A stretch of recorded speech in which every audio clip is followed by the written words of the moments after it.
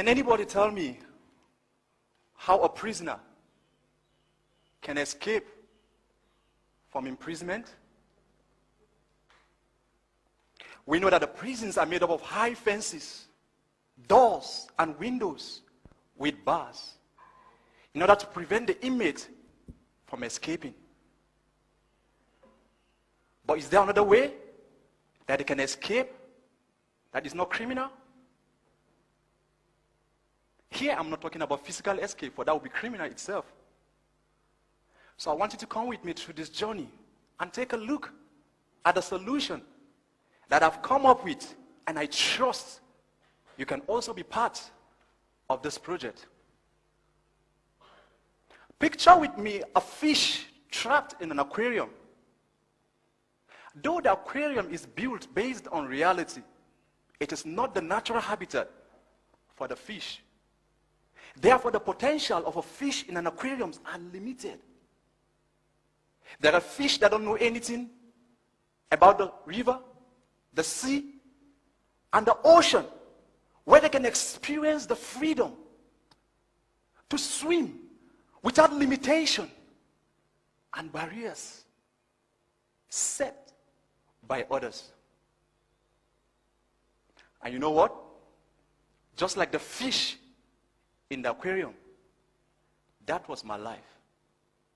I have this fear of speaking in public like this. I grew up with low self-esteem. My friends mocked and laughed at me because I couldn't speak good English. I remember how often I would go in front of the mirror trying to change my appearance with more concentration on my nose. I never believed in myself. I wanted to be like others around me. I was trapped in what I call the prison of my mind. How many of us today are trapped in the prison of our mind, that we live life based on people's opinion and decision? Some of us are trapped by our own fear and doubt about our ability. We all have fears. Somehow, all of us humans have physical or mental limitations that want to hinder us from reaching to our dreams.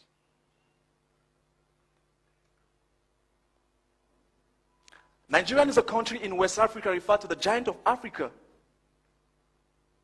with a population of 170 million people with so much natural resources. I was born and raised up in the northern part of Nigeria, where illiteracy level is high. But in the midst of these natural resources, we are still backward in times of development. So you find a lot of youth, thousands of graduates on the street searching for white-collar jobs that are scarcely available. As a matter of fact, experts have said the unemployment rate in Nigeria is like a time bomb that is waiting to explode if care is not taken. And most of these youths embrace crime, and the end result is the prison. The prison situation in our country does not meet up with the human rights standard for prison and around the world, which states that educational training should be given to inmates as a way of rehabilitating them. Rather, our prisons focus on punishment, as inmates are often dehumanized and used as a means of cheap labor. Time, which is one of the precious resources all of us are looking for, is being wasted in Nigerian prison because there are no recreation, no activities or facilities that inmates can constructively utilize their time to add value to themselves. Worse still, there is no proper plan for reintegration back to the society that often marginalize ex-convicts. My experience with Kuje, a young man who just one week after he was released from prison, was back to prison for stealing a motorbike. Through my discussion with this young man, I find out that he was from a poor family. So his dad could not send him to school. And like most youths in Nigeria who want to make fast money, Kuje embraced crime. Through my discussion with Kuje, I discovered that this young man had low self-esteem. He did not have perspective about life.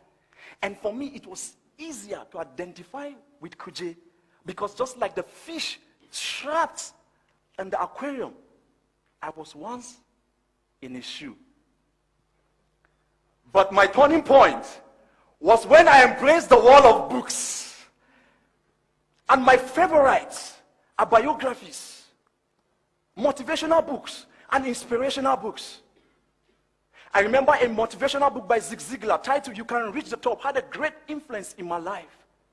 One of the lessons I learned from this book, among others, is you can have enough of everything you want in life if you assist enough other people have what they want. For me, books helped me to overcome my inferiority complex. I started thinking about what I want to do with my life and what I can contribute to my society. Not just what my parents want me to do.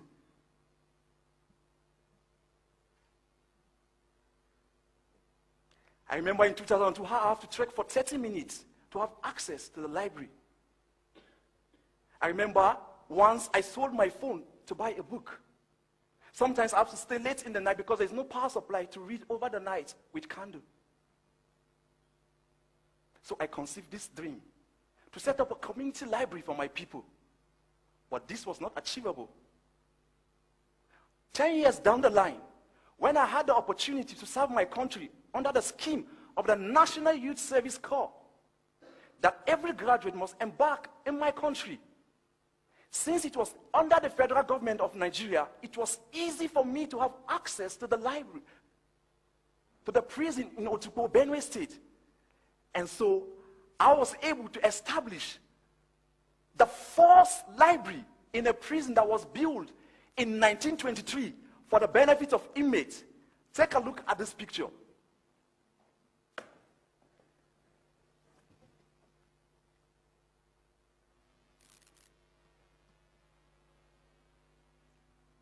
This was successful by the help of friends and loved ones who believe in me. Some people gave me money. Some people gave me books. Some people gave me advice. Some people gave me tables. Some people gave me chairs. But better still, the leadership of the community tried to discourage me. And I said to all of you and to all our online viewers, because you have a dream does not mean somebody will support you.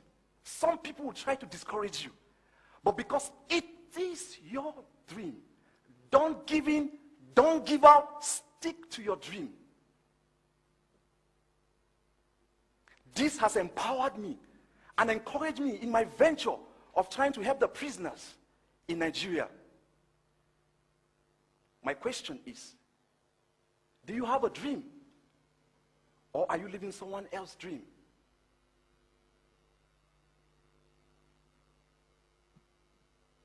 Through my 7-month training in Kanthari, I have been able to redefine my vision. It is now called Dream Again. And what Dream Again seeks to do is to transform prisons in Nigeria to a place where inmates will be given the opportunity to embrace their experiences, a chance to learn, an opportunity to grow so that they can use their story as a source of inspiration.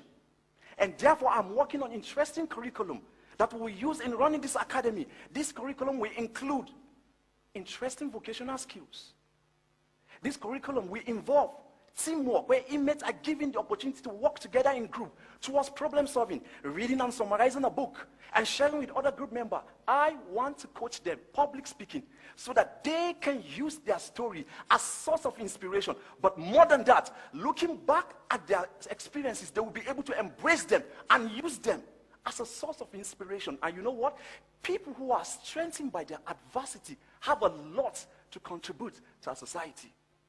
I want to organize debate in Nigerian prison, a forum given to inmates to share or discuss issues that are relevant to them, but not just to them, to the society at large. Wouldn't it be nice to air such debate on radio so that from outside we can understand what these people are feeling in the inside? I want to walk through the prisons in Nigeria and hear inmates talking with their shoulders high of their dreams and the positive things they want to do to the society when released. But for this, we have to focus not on punishment, but on correction and empowerment. Imagine transforming prisons from an institute of punishment to an academy of change. Ladies and gentlemen, think back about this fish in the aquarium. These fish will not be able to break their barriers. But being humans, we can. Thank you.